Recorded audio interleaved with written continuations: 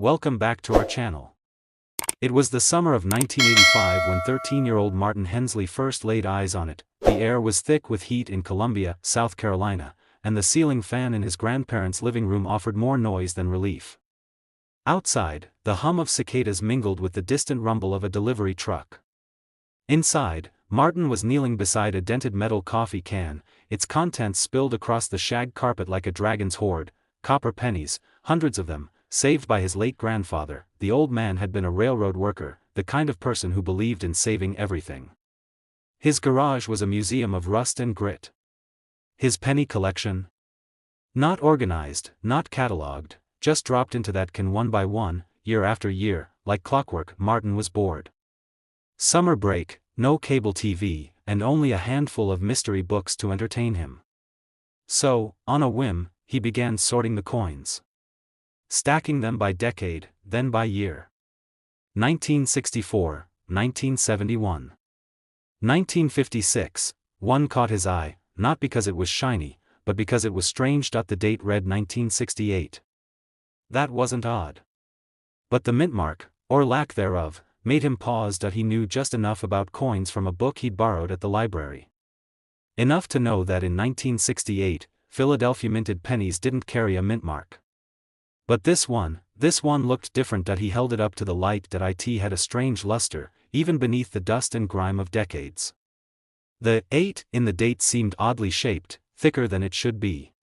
And Lincoln's portrait, his cheekbone especially, looked deeper, sharper, as if carved with more care. He didn't think much of it then. Just tossed it into the odd pile and moved on. It wasn't until years later, after Martin had finished high school, then college, then taken a job as a history teacher, that he stumbled upon that coin again, now tucked into a drawer among old report cards and fishing licenses. One rainy Sunday, curiosity got the better of him. He pulled out a magnifier and gave the 1968 penny a long, careful look. That odd 8 still looked strange. The coin's condition had barely changed in nearly 2 decades, no tarnish, no green spots, no signs of the soft decay that copper coins sometimes carried, and still, no mint mark. He wondered if it had simply been overlooked during minting, an error. He reached out to a local coin club, describing it to a man named Lewis, a retired metallurgist who'd been studying U.S. coinage since the Eisenhower administration. Lewis was skeptical at first. Errors were common, but not always valuable. And a 1968 penny without a mint mark? Could be normal. Could be nothing, until he saw it. His expression changed. He didn't say anything at first, just took the coin to his workbench and flicked on a high-powered lens. Silence stretched for nearly 10 minutes as he turned the penny in the light, inspecting every edge, every raised letter. Then he looked at Martin and said, very quietly, "You've got something here." Over the next few weeks, Martin's penny became a subject of obsession. Lewis traced the weight to 3.11 grams, standard for a pre-1982 copper penny. But the fields, those flat areas surrounding the design, were smoother than any regular strike. The devices were sharper. The rim was slightly raised, more than usual. They suspected it might have been struck with a proof die, but 1968 proofs were minted in San Francisco, and this coin had no mint mark. That was the first red flag. Or perhaps, the first golden flag. Research deepened. They found old mint reports. Memos about transitional dies, rushed production, and staff shortages in Philadelphia. In early 1968, the mint had begun a campaign to streamline coinage processes, and for a short period, there was experimentation with die transfers and reuse across facilities. It was possible. They realized that a proof die from San Francisco, meant for collectors, had been sent to Philadelphia by mistake. Or maybe it had been misused there for a very limited number of strikes. Perhaps even a test run. Only a handful of coins could have been created that way. Martin's penny, with its deep mirror-like finish and flawless strike, might be one of those few. They sent it for grading, quietly, to avoid attention. It came back. 1968 Lincoln cent, no mint mark, proof die characteristics, struck on 95% copper planchet. PR 68 RD cam ****. That last part meant everything. Cameo proof. Deep contrasts between shiny fields and frosted designs. Collectors were stunned. Whispers began to ripple through the numismatic community. Forums buzzed with speculation. Could this be one of the lost Philadelphia cameo strikes? Was this coin part of an unrecorded die test? Some suggested it may have been struck during a night shift and slipped into circulation accidentally, or intentionally, offers poured in. Private collectors, museums, even former mint employees wanted to see it. But Martin wasn't interested in fame or fortune. Not yet that he kept it locked in a bank deposit box, visiting it once every few months like an old friend. Each time he held it, he thought of his grandfather, of that old coffee can, of the shag carpet in that overheated living room. The story made its way, slowly, into numismatic circles. A few articles were published in obscure newsletters. But the coin remained mostly a myth, a whisper of what could be, rarely seen, never traded, until 2023. That year, at a private collectors' summit in Seattle, Martin agreed to bring the coin for viewing. It was shown only once, behind glass, flanked by 2 armed guards. Historians and experts flew in to examine it. Not a single person who saw it doubted its rarity. One prominent collector made an offer that very evening. Martin declined. It wasn't until the following spring that he finally agreed to part with it, not at an auction, not with fanfare, but through a quiet sale to a private American institution that promised to preserve and display it for future generations. The coin remains there now, quietly gleaming in a small glass case, where schoolchildren walk past it without knowing the long, winding story that led it there. A penny. A single cent, but with a journey that began in a dusty coffee can, discovered by a bored teenager, and studied by experts for years, and today, that rare 1968 penny, no mint mark, cameo proof, struck where it shouldn't have been, carries a value far beyond its humble beginnings. Its price, $148,000. Because sometimes, the smallest things carry the greatest weight, when you take the time to look closely. The old house on Appleton Drive had stood quiet for years. Once a lively home filled with laughter, music, and the scent of cinnamon in the winter, it now sat beneath a canopy of overgrown trees, its shingles faded and porch light long burned out. In early April of 2017, James Albright, a 36-year-old estate organizer, was hired to clear the property following the passing of its final resident, an elderly woman named Dolores Maynard, who had lived there alone for the better part of 5 decades. James wasn't new to the work. His job brought him into the lives of people he never met, reading their stories not through letters or journals, but through what they left behind.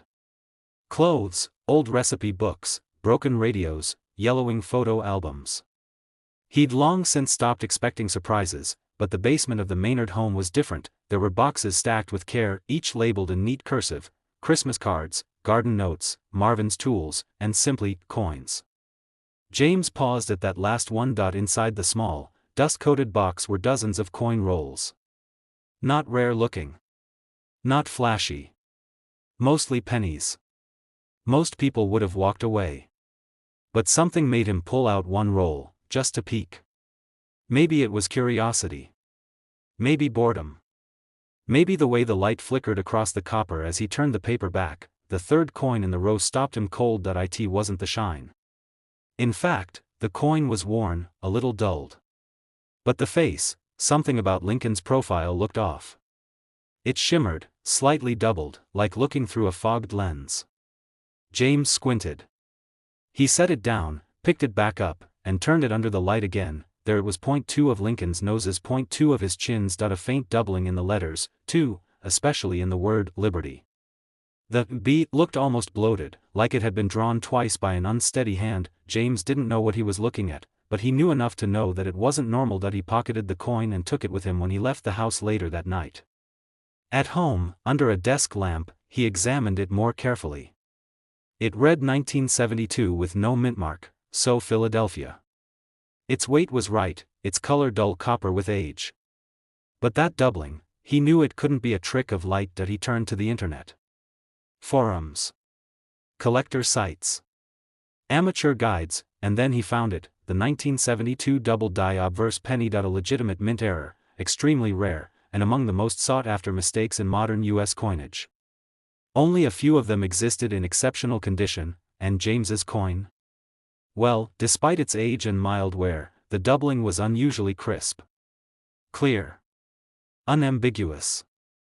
And that made it something special. He reached out to a man named Eduardo Chen, a numismatist with a focus on error coins.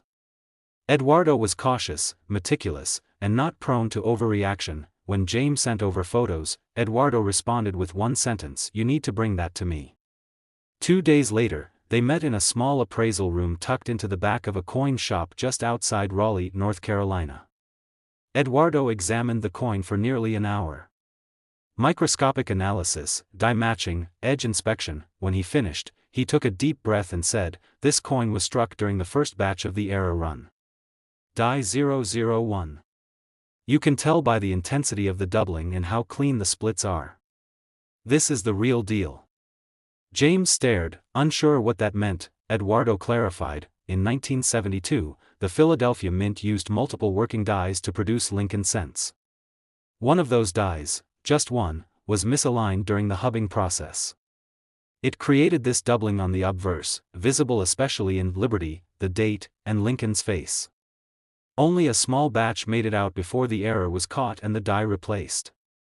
Most of those coins were pulled from circulation, but a few survived, some even in circulation, unnoticed for years."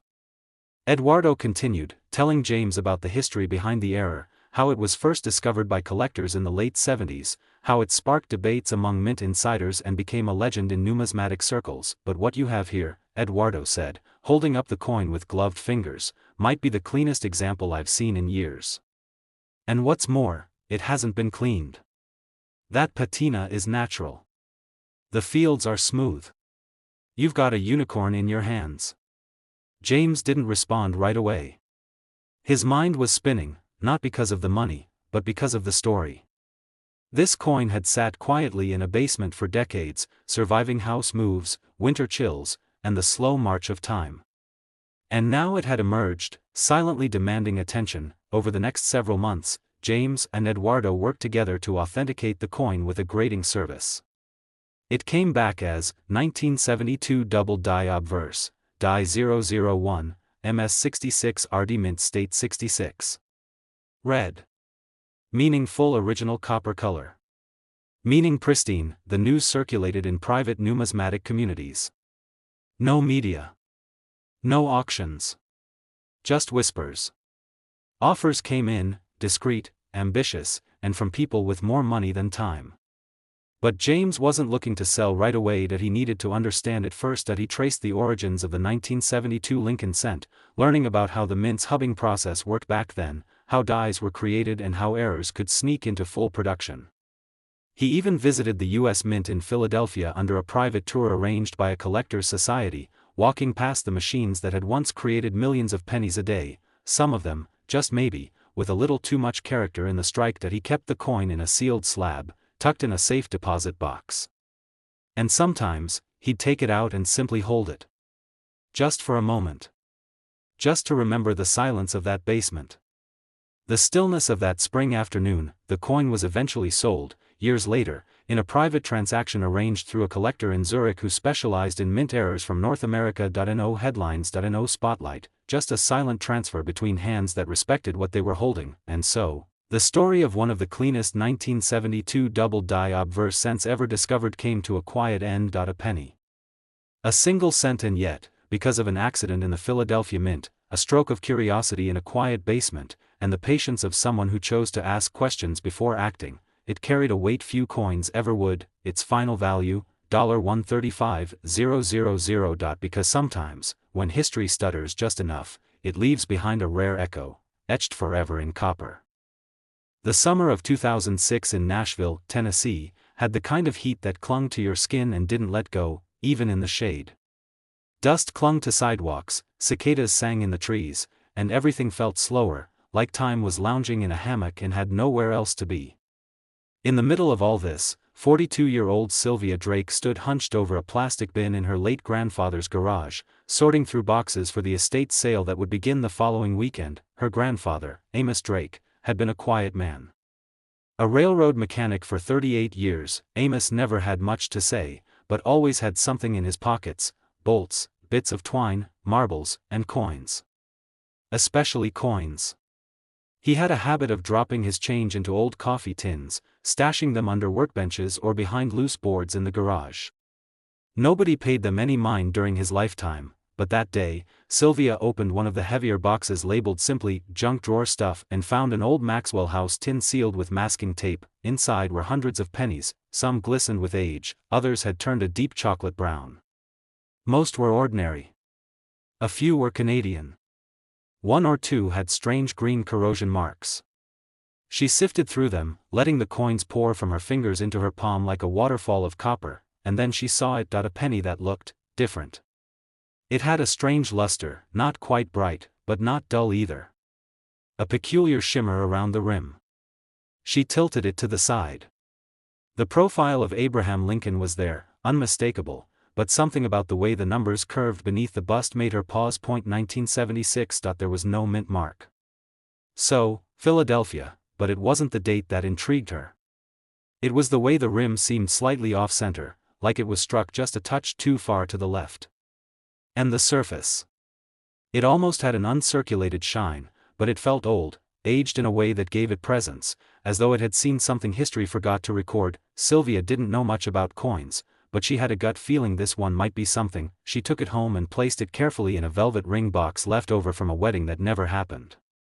Over the next few weeks, life got in the way, funeral arrangements, paperwork, bills, but the penny stayed tucked away in that little box. Then one evening in early October, she visited a local antique show at the fairgrounds.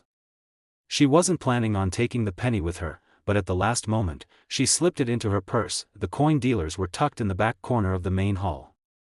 Most had trays of buffalo nickels, silver dimes, and the occasional wheat penny displayed under plastic.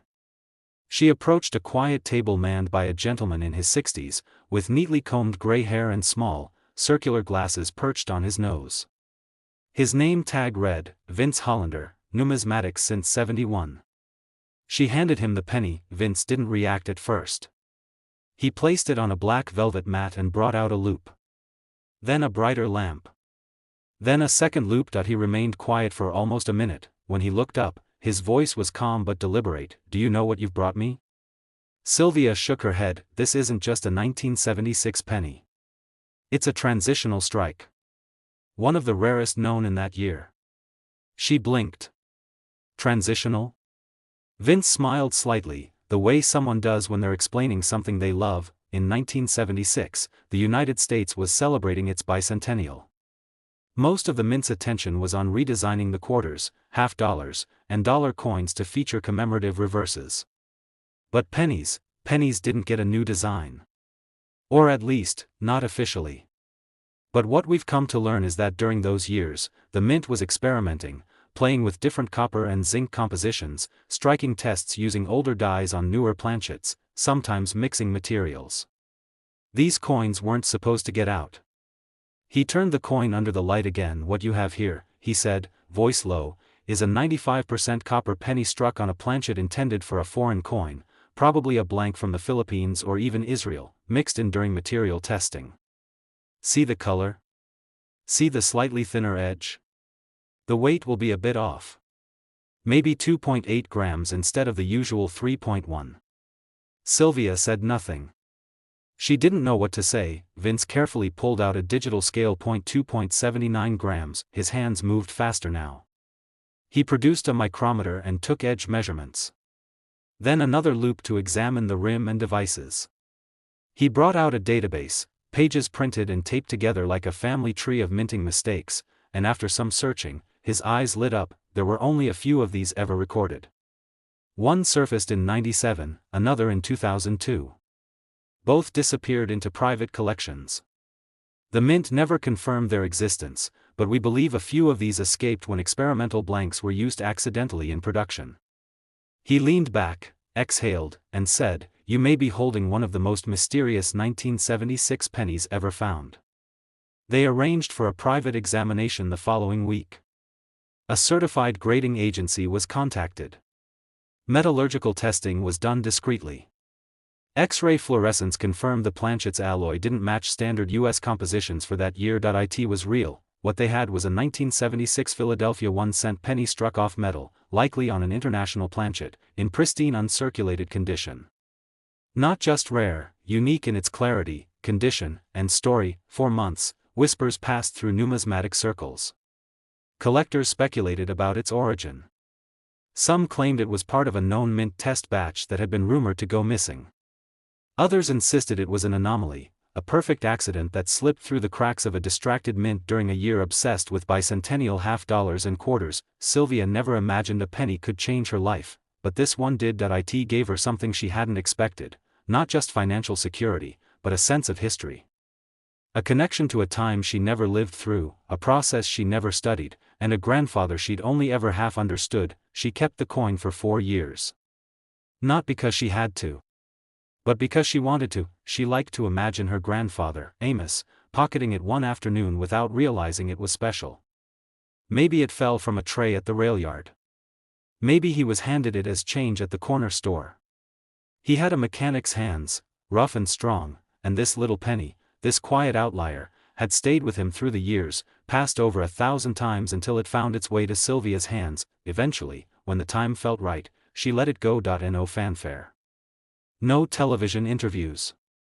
Just a quiet transaction handled through a private collector's firm specializing in transitional errors and experimental mint issues.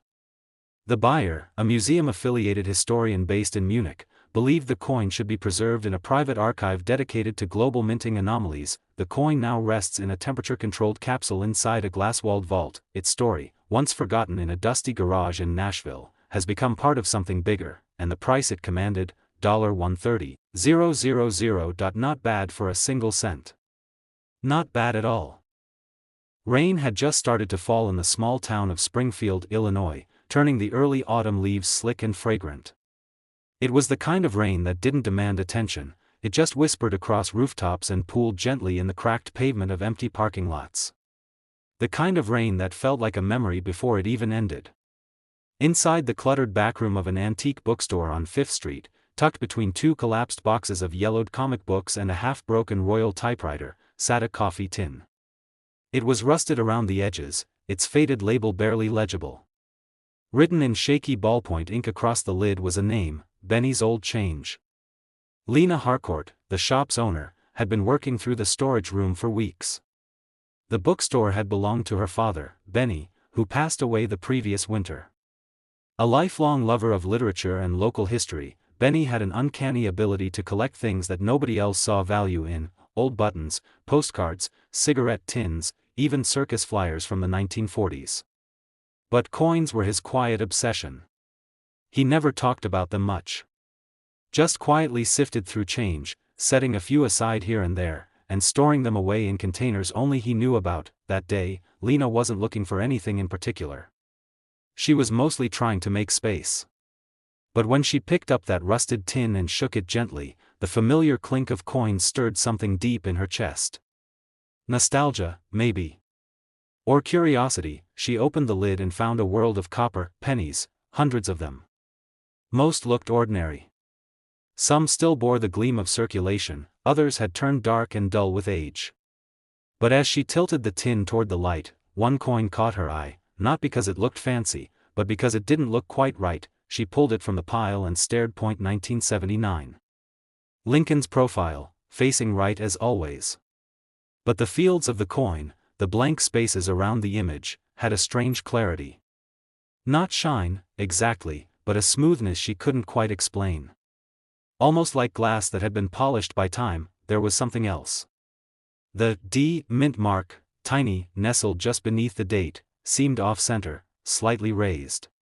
More prominent than usual. And when she turned the coin to inspect the reverse side, the Lincoln Memorial looked sharper. The steps, the pillars, the lines of the architecture were etched with a level of detail that stood out from the others. She didn't know it yet, but she was holding something extraordinary. Later that night, Lena brought the coin home.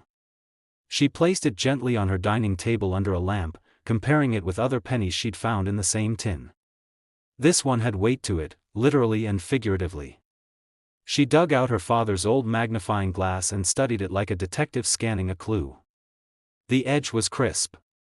The strike, unusually bold. Her father had always talked about error coins and minting quirks, but it had never made much sense to her.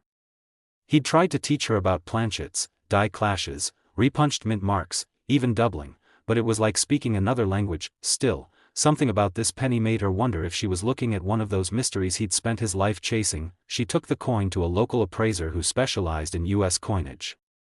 His shop, small and dimly lit, smelled faintly of tobacco and old books. The appraiser, Martin Griggs, was nearing 70, with steady hands and a reputation for spotting rarities before most knew they existed. He examined the penny in silence for nearly 5 minutes, then he took a breath and said, "I've only seen something like this once before." Lena leaned in. "You have a 1979 D. Lincoln cent," he began, "but this isn't just any Denver issue. The mint mark is repunched. Look closely, see how the original D is slightly shadowed by a second, clearer strike? It's what we call an RPM, repunched mint mark. And that's not even the most interesting part." He flipped the coin over again. This coin was struck with fresh dies. Very fresh. You can tell by the sharpness. And the luster. This penny might have never seen circulation. That means it was likely pulled aside right after minting. Possibly by a worker who recognized the flaw and saved it. Which means this isn't just an error coin. It's a first strike, error coin, preserved. Lena didn't know what to say. Over the following weeks, the coin underwent authentication through a top-tier grading service. It was weighed, measured, and photographed at high resolution. The verdict was astounding. The coin was not only a rare example of a repunched mint mark, but also exhibited what collectors call a full strike, meaning every design element was hit with such clarity that the coin looked almost sculpted. The die used to strike it had been new, fresh from engraving. That level of sharpness made the coin rare. The RPM made it rarer still. Word traveled. Advanced collectors began whispering about it in forums and private auctions. The Harcourt penny, they called it, named for the woman who had stumbled upon it while cleaning out her father's hoard. Offers were made quietly. Institutions expressed interest. But Lena waited.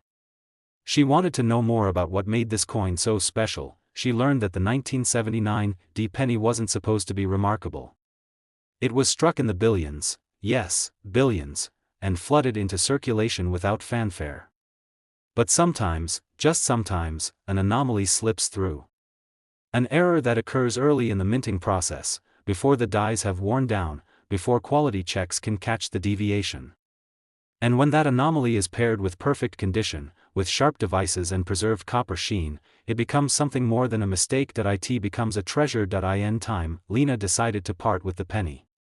But she didn't just sell it to the highest bidder. She selected a buyer who promised to keep its story alive, a private historian who believed every rare coin was a miniature time capsule, carrying whispers of the moment it was made. He planned to build an exhibition around it, dedicated to mint anomalies of the 1970s, and even offered to keep the coin registered under the name Harcourt. Today, that little penny rests inside a sealed, nitrogen-filled case, protected from air, light, and time. Its detail is still as sharp as the day it was struck, its copper untouched by fingerprints or wear. From a dusty tin in an Illinois backroom to the quiet vaults of a private numismatic archive, it traveled not just through hands, but through stories, through memory and mystery and meaning, and the price it ultimately sold for, $124,000, all for a coin worth 1 cent, on paper. The wind swept through the empty alleyways behind the old post office in Fort Wayne, Indiana, rattling the lids of neglected trash cans and rustling faded flyers still clinging to telephone poles. It was the kind of crisp fall afternoon that made people nostalgic, where the golden light made every corner of the world feel like a photograph taken long ago. On the edge of town, nestled between a half-abandoned factory and a quiet neighborhood of 1940s bungalows, sat an aging pawnshop. The windows were smudged. The bell above the door didn't ring anymore. But the place was a hidden archive of forgotten things. Inside, behind the counter cluttered with scratched watches, mismatched earrings, and dusty vinyl records, was a man named Harold who had run the shop for 38 years. He had a routine: coffee at 6, shop opened by 7, first customer by 9, and the rest of the day spent sorting through the random bits of history that people brought him. Most of the time it was junk. But every once in a while, something strange would surface. Something real. That morning, a woman in her late 60s came in carrying a shoebox. She said it had belonged to her husband, a quiet man who had passed away the year before. He'd been a custodian at a local school for nearly 4 decades and had a habit of picking up dropped coins from the floors and walkways, tossing them into a box he kept in the back of his closet. He called it his retirement fund. She laughed gently. Didn't trust banks. Harold opened the lid and saw rows and rows of carefully organized pennies. Dozens of small paper envelopes, each labeled with a year, a mint mark, and sometimes a short note in shaky cursive. He wasn't expecting much. Maybe a few wheat cents.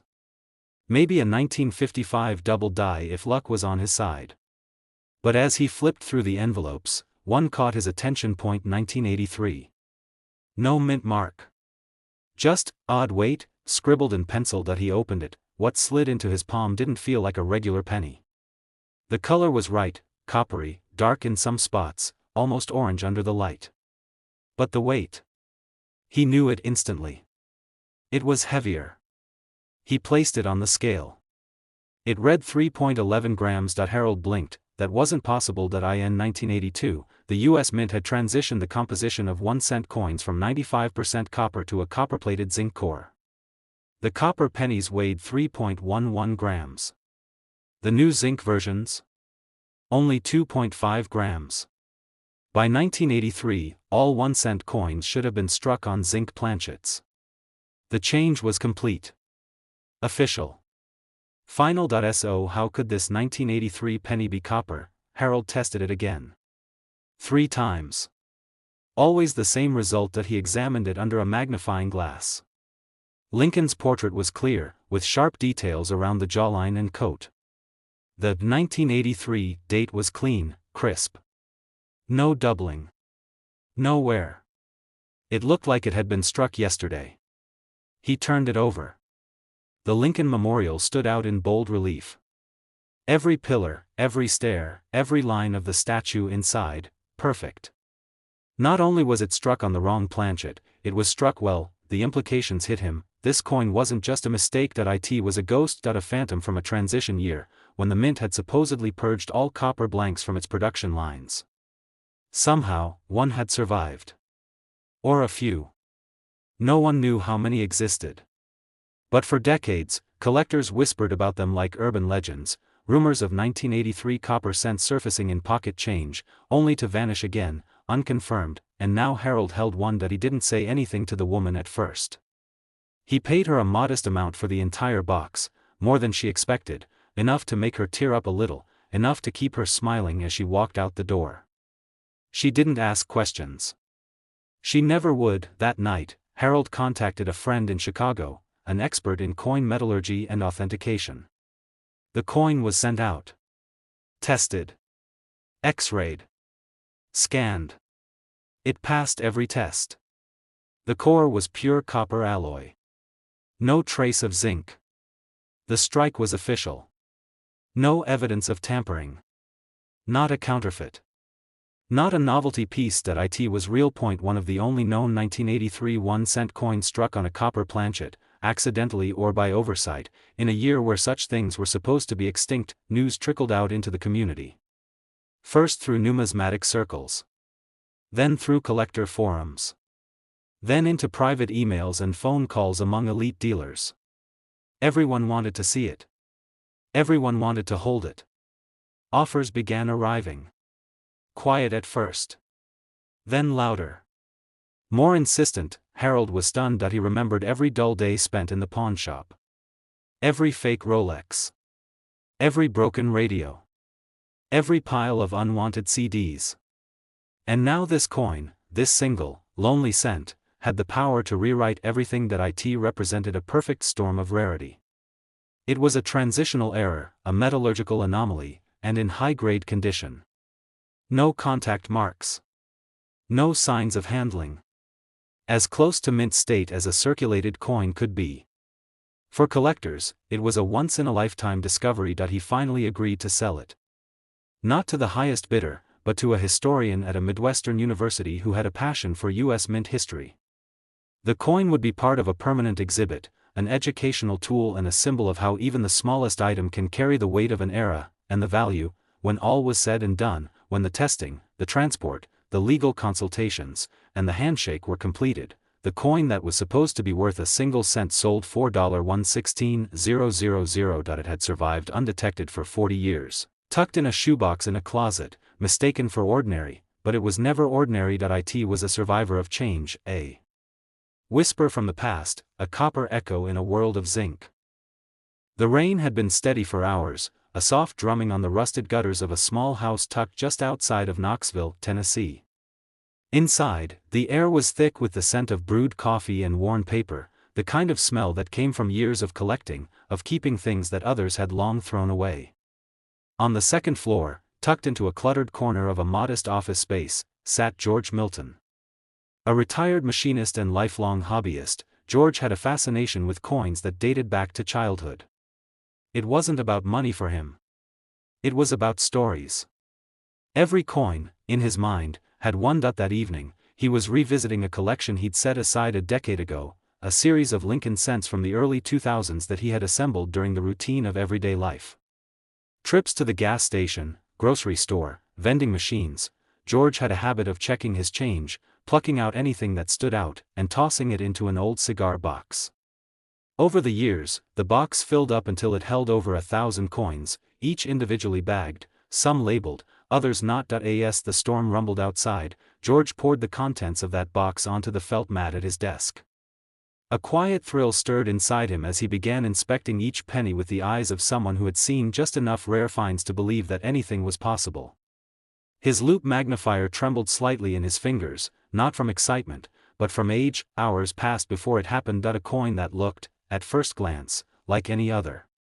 A 2001 Lincoln penny, struck at the Philadelphia Mint, no mint mark visible beneath the date. He flipped it over to check the reverse, Lincoln Memorial, as expected, but something felt different. The coin had an odd sheen to it. A smoother, more reflective surface. He weighed it. Normal. Checked its diameter. Standard. But when he leaned closer, and the light hit the surface just right, he saw it, doubling.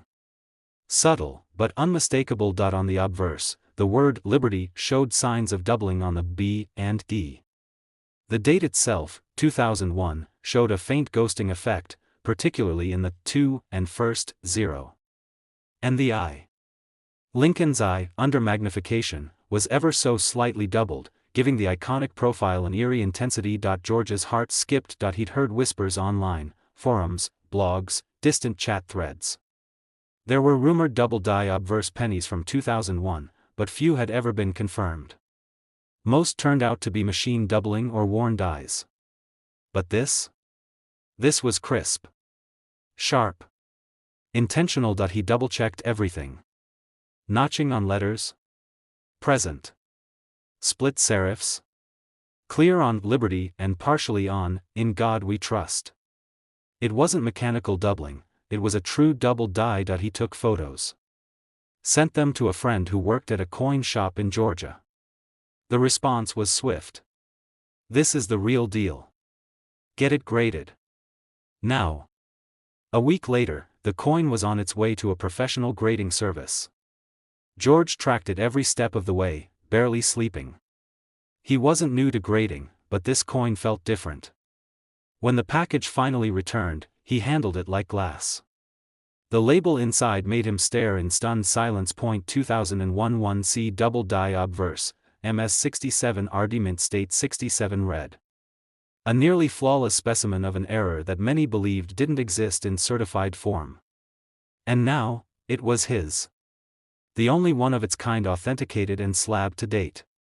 A modern myth, now made real, the numismatic world began to take notice. Quiet inquiries trickled in. Collectors and dealers speculated wildly about how such an error could have occurred in an era of digital precision and tight controls. Was it a rogue die? A one-off error? A test strike? No one could say for sure. But what they all agreed on was its significance. This was a penny minted in the age of smartphones, digital banking, and vanishing cash. A coin that had quietly survived the pockets of the 21st century. It had likely passed through dozens of hands, a cashier, a student, maybe even a tollbooth operator, before finally landing in George's old cigar box, waiting for the right eyes to see it. Offers came in. Slowly at first. Then all at once George was reluctant. This coin wasn't just rare, it was his discovery, a confirmation of a lifetime spent believing in the power of small things. But after much thought, he knew what to do. He sold it, not to the loudest bidder, but to a private collector who had been searching for a high-grade modern double die for over 20 years. The final offer sealed the deal. The 2001 1-cent penny, a coin meant to be worth just a fraction of a dollar, had been sold for $102,000. Because sometimes, the smallest coins hide the biggest surprises.